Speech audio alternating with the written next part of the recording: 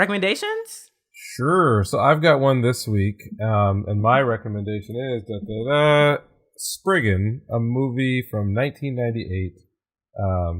It is, to me, one of the classics from my childhood growing up. Those in the era of hand-drawn cell animation, Spriggan was one of those movies where like you would hear, literally, you just hear whispers about it. This is the age before YouTube clips and everything else, that there was this completely awesome sci-fi action anime movie that was just sick and cool and whatever, right? Now, back then, we didn't know. When I say we, this does look cool as fuck. I'm saying the royal we, but like anime fans, if you knew about manga and you knew everything that was sort of like, again, we're very used to this idea of, okay, we heard about it in Jump or some other magazine. Maybe we started reading it online. And then a few years later, we find out that it got picked up. It's going to become a show, a movie. We're used to that process. Way back in the day, how you ran across the next thing that you got into was always very random. And there wasn't necessarily this idea that there was all this canonical source material that was behind the stuff that you like. So for me, movies like Spriggan were like the staple of like what you'd find in your average like video rental store, which now don't exist. And suffice to say, it's super awesome.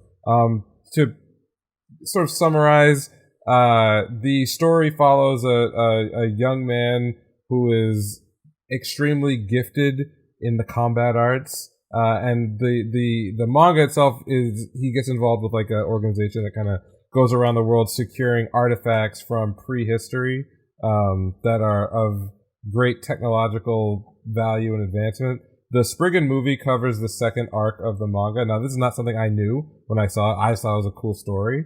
But I recently found out that David Productions, of all studios, is actually handling an ONA, bringing Spriggan back in 2021. Which is big news for me. I don't know really anything else about that production, what it's going to cover, what story it's going to do. But now is a great time to go back and watch the amazing Spriggan movie. There's the Sakuga is all over that movie. I mean, there's lots of, if you like gunplay, mechanical design, high speed action, tactical military stuff. Like, there's a really cool segment that involves a chain gun off of a helicopter that to me was like, it was like one of those scenes that you just play over in your head when you're a kid, because up to that point it's the coolest thing you ever saw.